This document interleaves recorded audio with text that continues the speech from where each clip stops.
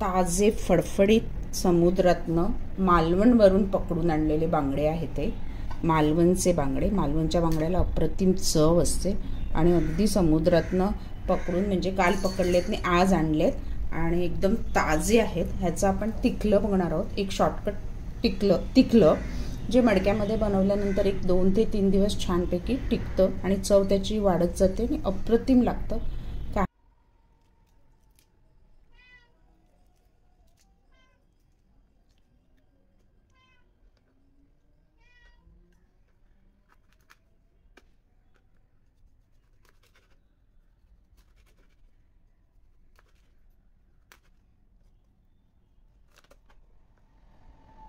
आपलं साफ करून झालंय। आता हे वेगळं काढलं तर हे आपण लोणचं बघणार आहोत बांगड्याचं, पण नंतर बघणार आहोत।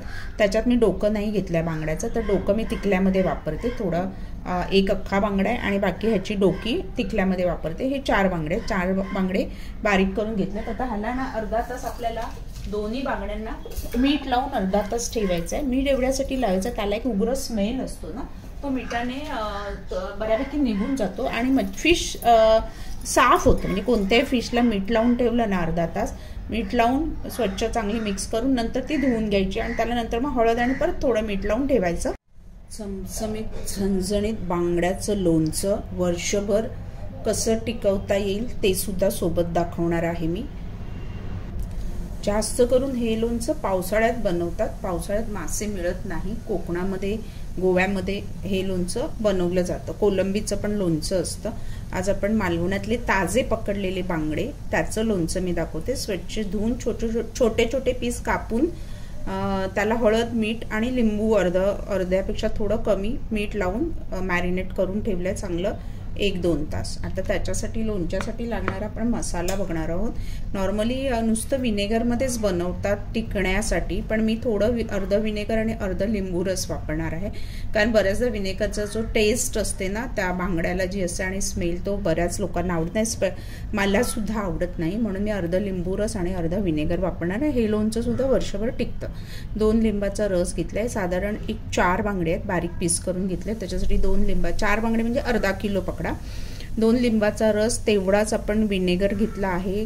त्रिफळ घेतलेत 12-15, त्याचा एक स्मेल वाटून काही घेत नाही, मी सगळं अख्खं घेते। तुम्ही हे भिजत घालून वाटू शकता, पण भिजत घालायचं आपल्याला विनेगर आणि लिंबू रसातच, पाण्याचा अंश लावायचा नाही। कढीपत्त्याचे 4-5 डाळे, कढीपत्ता भरपूर घ्या, कढीपत्त्याचा फ्लेवर त्याच्यात उतरतो, त्याची चव एक अप्रतिम लागते। फक्त कढीपत्ता कोरडा करून घ्या, ओलं काही पाण्याचं हे लागलं नाही पाहिजे वर्षभर टिकवायचं असेल तर। आणि नाहीतर नॉर्मली अर्धा किलोचं लोणचं काय वर्षभर टिकणार नाही, भरपूर केलं तर हे 1-2 दिवसातच संपून जाईल। आला लसूणची पेस्ट साधारण मोठा 1 चमचा, हळद पाव चमचा, तिखट लाल नुसतं प्लेन मिरची 1.5 चमचा, साधं मीठ आणि आपलं काळं मीठ पाव चमचा आणि साधं मीठ 1 चमचा घेतलंय। मीठ जास्त लागतं, मी ऑलरेडी बांगड्यांना लावलंय अर्धा चमचा म्हणून हे एवढं घेतलंय। अजून अर्धा चमचा घ्यावं लागलं तरी चालेल, लोणचं खराब होऊ नये म्हणून।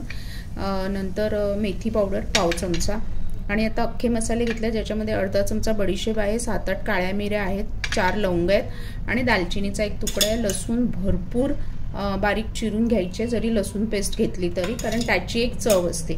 पहिलं आपण आता मी पॅन तर ठेवलाय गॅसवर, बांगडे फ्राय करून घ्यायचे आहेत। विनेगर आणि लिंबाच्या रसात आहे ना सगळं आपल्याला भिजवून घ्यायचं। आपले बांगडे कुरकुरीत फ्राय होईपर्यंत आपल्याला 15-20 मिनिटं जाणार आहेत। विनेगर, लिंबू रस, मीठ, मेथी पावडर पाव चमचा, अख्खी मेथी पण वापरू शकता, आपले अख्खे मसाले, लाल तिखट 1.5 चमचा, पाव चमचा हळद, त्रिफळ, लसूण बारीक चिरलेला, आलं घेऊ शकता, ओली हळद घेऊ शकता तुम्ही, आलं लसूण पेस्ट, आणि हे छान आता आपल्याला मिक्स करून घ्यायचंय। कढीपत्त्याची पानं तुम्ही अख्खी टाका किंवा हाताने आपण बारीक चिरून टाकू शकता दाताखाली, आणि त्याचा जो फ्लेवर उतरतो ना फिशमध्ये त्याचा एक अप्रतिम असा स्वाद येतो। भरपूर कढीपत्ता, भरपूर म्हणजे साधारण मी 5-1 डाळ्या घेतल्या। हा माझा कुंडीतील घरातील झाडाचा आहे आणि ह्याला आता आपण बारीक असं मी चुरगळते, बाकी काही नाही. आणि हे छान असं आपल्याला भिजत ठेवायचं आपले बांगडे फ्राय होईपर्यंत विनेगरमध्ये. तुम्ही 1-2 तास आधी पण विनेगरमध्ये भिजत ठेवू शकता. तेवढी काही गरज नाही, एक 10-15 मिनटं भिजलं तरी चालेल. त्याच्यात पाण्याचा अंश असतो म्हणून विनेगरमध्ये. आणि आपलं तेल जाणार आहे. तर हे छान एका बाजूला ठेवूया आणि आता आपले बांगडे फ्राय करायला घेऊया. एवढंच तेल ऑइल आपल्याला घ्यायचं जेवढे बांगडे आपले फ्राय होतील. खूप डीप फ्रायची काही गरज नाही, कारण तेल मग वेस्ट होणार, परत ते काय करणार. आपण हेच तेल नंतर त्या लोणच्यामध्ये पण वापरणार आहोत. ह्याच्यामध्ये आपल्याला कुरकुरीत बांगडे फ्राय करायचे. तेल चांगलं कडकडीत तापलं की आपण बांगडे फ्राय करून घ्यायचे.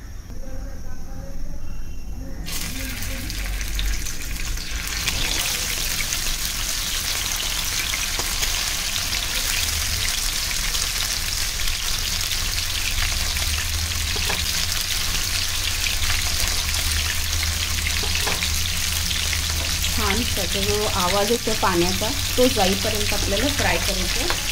गॅस मी मीडियम टू हाय ठेवला आहे.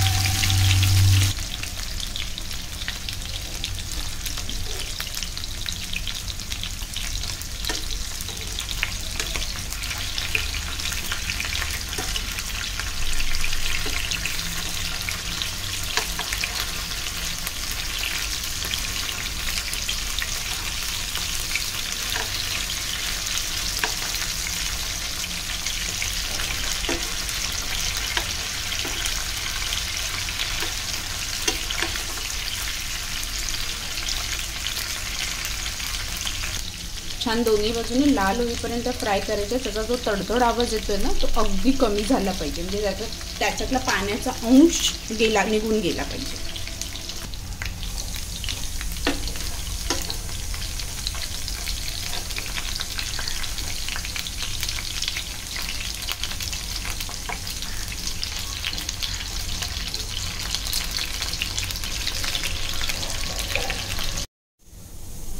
मस्त बघा त्याचा आवाज पाण्याचा जो होता तो अजिबात येत नाहीये. आता आपण ह्याला काढून घेऊया आणि ह्याच तेलामध्ये आपला मसाला आता छान आपण तेल सुटेपर्यंत फ्राय करून घ्यायचा आहे. ते पीस काढून घेऊया सगळे.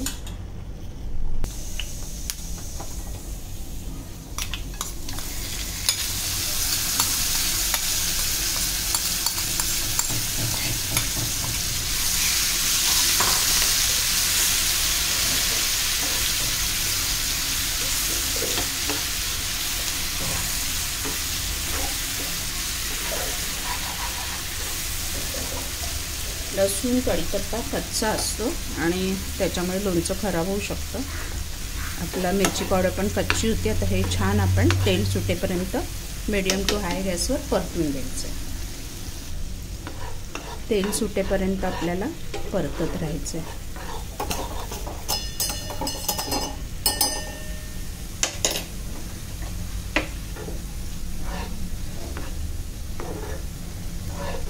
मीडियम टू हाय गॅसवरती तेल सुटेपर्यंत. मस्त तेल सुटले तर आपण हे छान एकजीव करून घेऊया. गॅस बंद केला तरी चालेल, कारण बांगडा आपला छान फ्राय आहे. फक्त मसाला त्याला प्रॉपर कोट झाला पाहिजे. हे तुम्ही मसाले ग्राइंड पण करू शकता. ग्राइंड करायचं असेल तर काळी मिरी लवंग कमी वापरा. म्हणजे साधारण अर्धा किलोच्या ह्याला 1-2 लवंग आणि 5-6 काळी मिरी. अख्खी टाकणार असाल तर भरपूर टाका. त्रिफळ पण 5-6 वाटणामध्ये. ते त्रिफळांचं कसं फ्लेवर आहे त्याप्रमाणे. जुनी सुकी त्रिफळं असतील तर 4-5, नवीन चांगली असतील आत्ताची ताजी तर 2-3 त्रिफळं भरपूर. त्रिफळाचा उग्र स्मेल नको म्हणून. आणि आपलं बांगड्याचं लोणचं तयार आहे. गार झाल्यावर आपण त्याला बरणीत भरून ठेवणार आहोत. आणि आयत्या वेळी कधी पण चपाती बरोबर बाहेरच ठेवायचं, फ्रीजमध्ये ठेवायची गरज नाही. फक्त सुका चमच्याने जेवढं पाहिजे तेवढं काढून घ्यायचं आणि परत बरणी घट्ट बंद करून ठेवायची. फ्रीजमध्ये तर असंही भरपूर टिकेल, बाहेर वर्षभर टिकतं.